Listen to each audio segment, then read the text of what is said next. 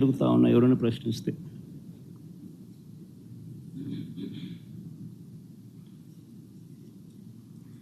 ఎవరైనా మా హామీలు ఏమైనాయని చెప్పి మన రాయచోటిలో చంద్రబాబు నాయుడు గారిని ప్రశ్నిస్తే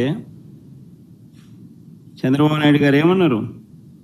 సంపాదించే మార్గం ఏదైనా ఉంటే నా చెవిలో చెప్పు అన్నాడు.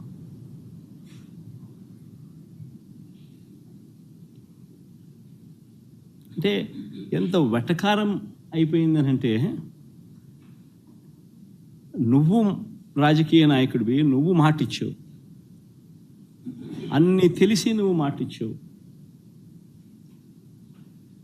మాటిచ్చిన నిన్ను ప్రశ్నిస్తే సంపద ఎలా సృష్టించాలో నాకు తెలియదు, నువ్వు నా చెవిలో చెప్తే నేను తెలుసుకుంటాను, నువ్వు సంపద నేను సృష్టించిన తర్వాత నీకు ఇస్తాను అంటున్నాడు. ఎక్కడ ఎంత వెటకారంగా ప్రజలతో జీవితాలతో ఆడుకుంటా ఉన్నాడు ఈ మనిషి. చీటింగ్లో PhD తీసుకున్న ఈ వ్యక్తి ఆయన నటన అన్నది ఏ స్థాయిలో ఉంటుందనంటే,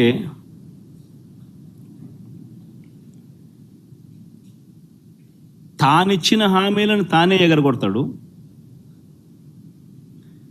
ఎగరగొట్టి చాలా బాధగా ఉంది అంటాడు, ఆవేదనగా ఉందంటాడు, రాష్ట్రం క్లిష్ట పరిస్థితుల్లో ఉందంటాడు, భయం వేస్తుంది అని కూడా అంటాడు, రాష్ట్రం ధ్వంసం అయిపోయింది అని కూడా అంటాడు. ఇవన్నీ కాక అనేటప్పుడు ఆ చేతులు ఊపడము, మాట్లాడడము, దాన వీర శూర కర్ణ. ఎన్టీ రామారావు గారి సినిమా మీరు చూశారో లేదో కానీ, ఆయనకు కాదు ఏదైనా అవార్డు ఏదైనా ఉంటే నటనలో అవార్డు ఇవ్వాల్సింది, చంద్రబాబు నాయుడు గారికి అవార్డు ఇస్తే ఇంకా బాగా పర్ఫెక్ట్గా సరిపోతుంది. ఆ స్థాయిలో నటించే కార్యక్రమం.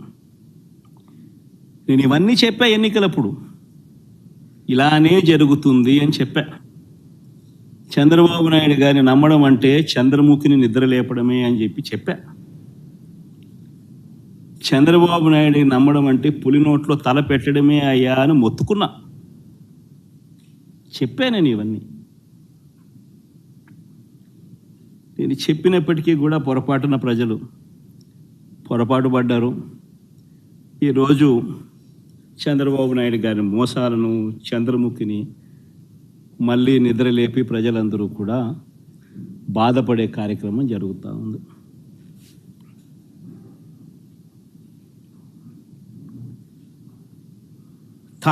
చంద్రబాబు నాయుడు గారు ప్రజలను వంచే కార్యక్రమం ఏదైతే ఉందో, మోసం చేసే కార్యక్రమం ఏదైతే ఉందో, అది స్లోగా ఒక పద్ధతి ప్రకారం స్లోగా పాయిజన్ ఎక్కిస్తుంటాడు. తన అబద్ధాల ఫ్యాక్టరీలో నుంచి అబద్ధాలను బయటికి తీస్తాడు. దానిని ఈనాడు, ఆంధ్రజ్యోతి, TV5 వీళ్ళంతా కూడా రకరకాల పద్ధతుల్లో పబ్లిసిటీ ఇస్తారు. చంద్రబాబు నాయుడు తప్పే లేదన్నట్టుగా, రాష్ట్రం ఇలాంటి పరిస్థితిలో ఉంది కాబట్టి ఆయన చేయలేకపోతా ఉన్నాడు అన్నట్టుగా ఇంప్రెషన్ ఇస్తూ అలా అలా అలా అలా అలా స్లో పాయిజన్ ఇచ్చుకుంటూ పోయే కార్యక్రమం జరుగుతూ ఉంది. ఒక పద్ధతి ప్రకారం, ఒక ప్లాన్ ప్రకారం. ఆయన చెప్పే అబద్ధాలు, అవి అబద్ధాలని తెలిసి కూడా, అది వక్రీకరణ అని తెలిసి కూడా, తెలిసినా కూడా అవే నిజాలు అన్నట్టుగా మళ్ళీ ఇదే ఈనాడు, ఇదే ఆంధ్రజ్యోతి, ఇదే TV5 దాన్ని అలా బుల్డోజ్ చేసుకుంటూ పోతాయి. మొన్న ఈ మధ్యకాలంలో నీతి ఆయోగ్ పేరుతో కొత్త డ్రామాలు మీరంతా కూడా చూసే ఉంటారు. మొన్న ఈ మధ్యకాలంలో నా యాబ్సెన్స్లో నీతి ఆయోగ్ అని చెప్పి ఒకటి చంద్రబాబు నాయుడు ప్రజెంటేషన్ అని చెప్పి ఒక కొత్త డ్రామా చేశాడు. చంద్రబాబు నాయుడు గారు చూపించిన రిపోర్ట్లు ఏమిటి, వాస్తవాలు ఏమిటి అని చెప్పి కూడా ఒక్కసారి నేను చెప్తా. ఎవరైనా కూడా కంపేర్ చేసేటప్పుడు తన 5 సంవత్సరాలు, మన 5 సంవత్సరాలు మొత్తంగా కంపేర్ చేసి ఇది వాస్తవాలు అని చెప్పాలా లేదా? మామూలుగా ఎవరైనా కూడా చిత్తశుద్ధి ఉన్న వాళ్ళు అయితే. కానీ ఈ మనిషి ఏం చేశాడు? ఈ చెద్దమని చంద్రబాబు నాయుడు గారు ఆయన పాలనలో బెస్ట్ ఇయర్ తీసుకున్నాడు. ఒక సంవత్సరం 2018-19. మన పాలనలో వర్స్ట్ ఇయర్ తీసుకున్నాడు ఒక సంవత్సరం 2022-23 సంవత్సరం. తీసుకొని పోలిక చూపిస్తూ రాష్ట్రం సెలెక్టివ్గా పోలిక చూపిస్తూ చాలా అన్యాయమైన పరిస్థితిలో ఉన్నట్టుగా ఇంప్రెషన్ ఇచ్చాడు. నేను ఇప్పుడు మీకు ఆ 5 ఏళ్ళ డేటా ఇస్తాను. చంద్రబాబు నాయుడు గారు 5 ఏళ్ళ డేటా, వైఎస్ఆర్సీపీ ప్రభుత్వానికి సంబంధించిన 5 ఏళ్ళ డేటా. అందులో చంద్రబాబు నాయుడు గారు చెప్పిన ఆ సంవత్సరం కూడా కనిపిస్తుంది, ఒక సంవత్సరం. దాని తర్వాత మీరే చెప్పండి, ఎవరు ఆర్థిక విధ్వంసం చేశారో అన్నది ఎవరో మీరే చెప్పండి.